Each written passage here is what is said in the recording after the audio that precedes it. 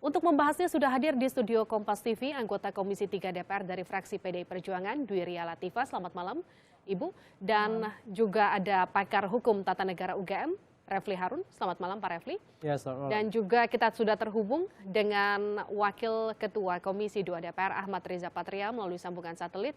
Selamat malam, Pak Riza. Selamat malam, Assalamualaikum. Waalaikumsalam, Pak Riza. Pertanyaan pertama saya ke Anda, bagaimana hasil tadi rapat dengar pendapat dengan Pak Cahyo?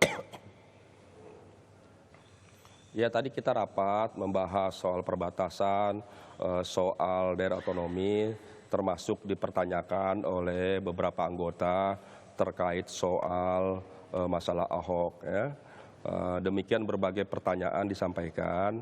Namun demikian Bapak Mendagri tetap menyatakan bahwa beliau menyatakan bahwa apa yang sudah diambil menjadi keputusan pemerintah itulah yang beliau yakini sebagai sebuah keputusan. Jadi beliau masih melihat bahwa urusan pemberhentian Ahok ini terkait dengan cuti, terkait dengan tuntutan yang 5 tahun. Atau 4 tahun, pasal 56 dan pasal 56A. Jadi pemerintah menunggu keputusan daripada jaksa terkait tuntutan Ahok. Intinya seperti itu. Tapi kemudian kalau kita melihat tadi nampaknya ada emosi yang keluar dari Pak Cahyokumolo. Ia kemudian menyebutkan bahwa ia membela presidennya, bukan Basuki Cahayapurnama. Memang apa yang ditanyakan oleh Komisi 2 saat itu?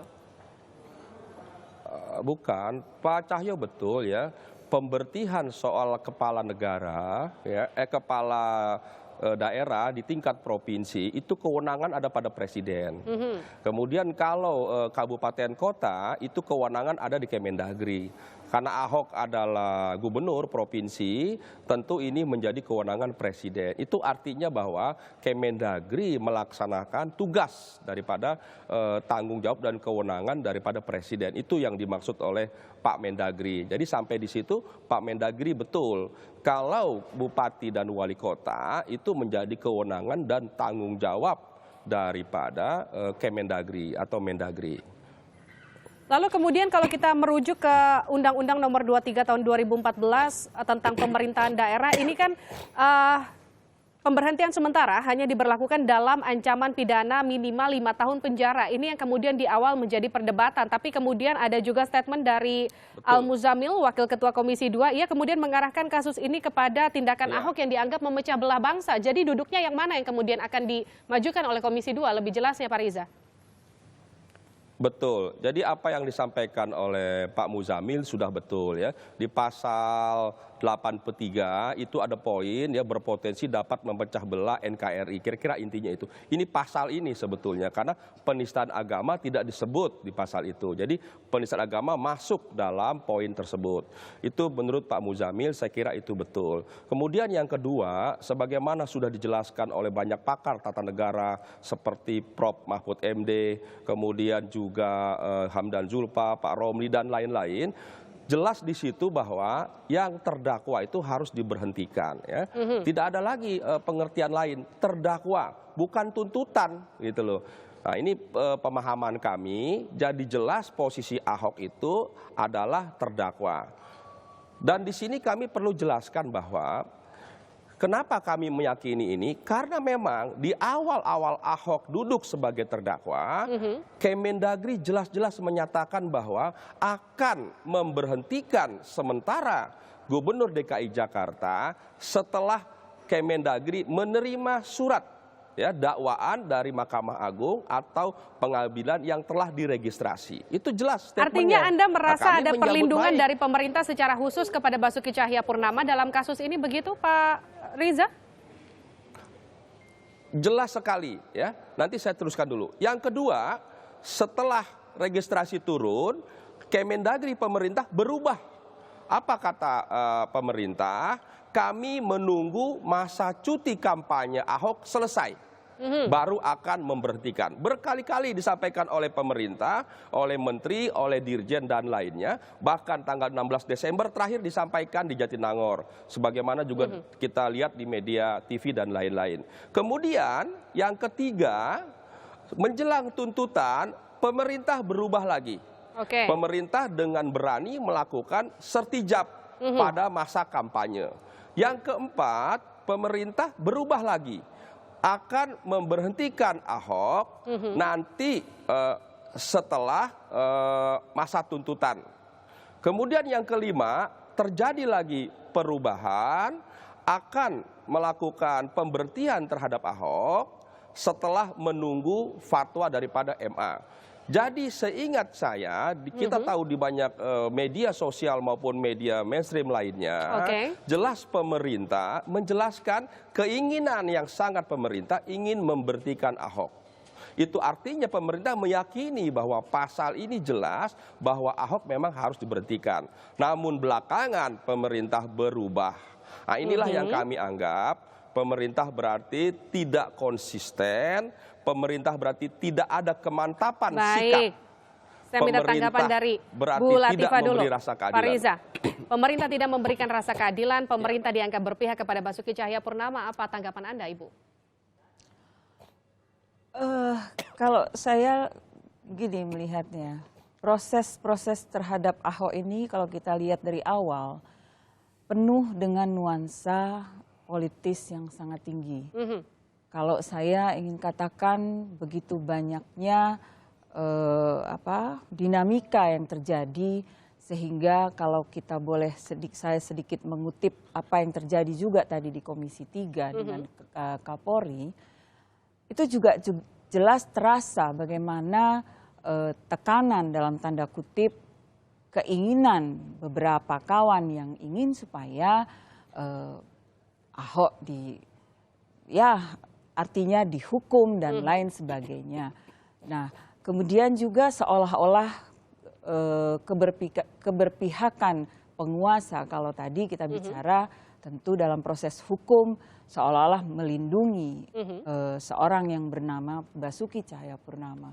Terus selain itu juga dalam satu sisi saya menghargai apa yang disampaikan oleh kawan kita Bung Reza tadi, bahwa proses-proses yang disampaikan oleh Mendagri mungkin di tahap-tahap awal menurut beliau sudah ada benarnya, dan itu proses yang dilakukan sesuai dengan mekanisme yang diambil dan juga sesuai dengan apa yang sudah terjadi selama 2 tahun pemerintahan yang dijalankan oleh Mendagri.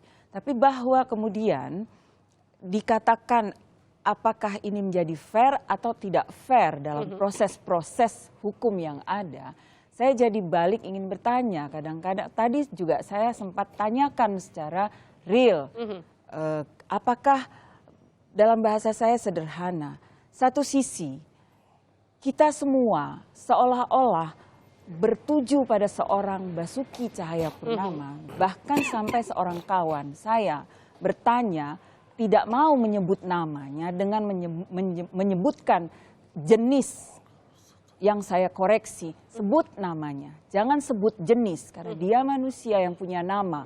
Segitu alerginya kah? Nah, satu. Kedua, begitu banyak tuntutan harus dihentikan, harus dihukum dalam tanda kutip apapun yang namanya, harus terhadap Basuki Cahayapurnama. Saya tidak mau melihat dia seorang siapapun calon gubernur, tapi seorang manusia yang sedang menghadapi proses hukum. Baik, tapi satu hal, apakah kita juga bisa melihat dengan jernih satu tuntutan lain, begitu berbondong-bondong juga tekanan untuk menghentikan perkara yang sedang diproses pihak kepolisian terhadap beberapa perkara yang seolah-olah suatu kriminalisasi terhadap orang-orang tertentu yang dianggap kriminalisasi terhadap pihak-pihak yang justru kita sebagai umat muslim menghargai dan menghormati. Jadi kalau melihat dengan jernih, saya setuju kalau tadi ada yang mengatakan ini kental dengan nuansa politis. Jadi makanya tadi saya menghimbau, mari kita jujur. Sebetulnya kita bicara ini untuk apa? Kalau bicara untuk bangsa, apakah ini betul-betul untuk bangsa sampai ke depan? Atau hanya sekedar kita bicara perkara DKI ini untuk kamuflase hal-hal yang berkaitan dengan kepentingan Oke, kita sendiri. Kita ke Pak Refli. Itu dari Pak Refli, kalau kita bicara dari satu sisi ada yang menuntut untuk kemudian menjunjung tinggi undang-undang, menegakkan undang-undang yang kemudian berlaku di Indonesia. Tapi ada satu sisi juga dari pihak PDIP, khususnya Ibu Latifah mengatakan bahwa ini kental dengan unsur politis di dalamnya, bahwa memang ada antipati, ada penolakan terhadap Basuki Cahayapurnama, ada beragam tuntutan dan ada beragam tekanan baik itu dari pemerintah maupun dari masyarakat terhadap Basuki Cahayapurnama. Tapi bagaimana Anda melihat duduk perkara kasus ini? Iya, kalau kita ngomong soal Ahok gitu ya, Basuki Cahayapurnama, memang kadang-kadang kita sudah kehilangan rasionalitas. Jadi pada posisi manapun kita berdiri itu pasti pro dan kontranya besar. Kalau saya mengatakan misalnya Ahok tidak perlu dinonaktifkan, itu serangannya luar biasa. Demikian juga kalau kita mengatakan harus tetap dinonaktifkan misalnya. Saya mengalami itu juga, tidak tanggung-tanggung dikatakan intelektual pelacur dan lain sebagainya. Tapi that's okay, kita ingin membedahnya secara ilmiah. Sebenarnya pasal 83 ayat 1 itu ya mengenai ancaman hukuman 5 tahun itu belum pernah diterapkan. Oke. Karena kenapa? Kalau dulu yang ancaman hukuman 5 tahun atau lebih itu diterapkan sudah setelah adanya putusan pengadilan dulu. Dalam posisi sebagai terdakwa barulah di Undang-Undang 23 tahun 2014 ini. Jadi di Undang-Undang 23 2014. Tetapi dulu orang tidak masalah. Kenapa? Karena rata-rata kan yang menjadi terdakwa atau tersangka atau kemudian terpidananya kasus korupsi. Kalau korupsi no doubt, orang tidak berdebat karena di situ sudah clear jelas sekali disebutkan. ya, korupsi, makar, terorisme, dan kemudian tindak pidana terhadap keamanan negara. Nah, yang menjadi masalah ini ada dua hal. Pertama, tindak pidana yang diancam dengan ancaman hukuman paling singkat 5 tahun, saya garis bawahi paling singkat 5 tahun. Dan kemudian yang kedua adalah perbuatan yang dapat memecah belah NKRI. Nah, dengan dua pasal tersebut sesungguhnya ada tiga lah competing interpretation. Ada interpretasi yang sedang berperang saat ini. Jadi ada perdebatan sendiri sebetulnya dengan dua hal ini. Ada yang mengatakan bahwa yang namanya tindak pidana yang dikenakan ke Ahok itu tidak masuk dengan ancaman paling singkat 5 tahun. Kenapa? Karena pasal 156A yang dikenakan ke Ahok di KUHP itu ancamannya maksimal selama-lamanya 5 tahun. Pak Refli, maaf saya potong. Kalau Anda mengatakan sebetulnya tuduhan atau katakanlah pasal yang kemudian dikaitkan kepada Basuki Cahayapurnama itu tidak masuk, kemudian diganti menjadi dianggap memecah belah bangsa, sehingga kemudian dianggaplah itu semoga bisa masuk, begitu Anda merasa ini diada-adakan atau seperti apa? Tapi jangan dijawab.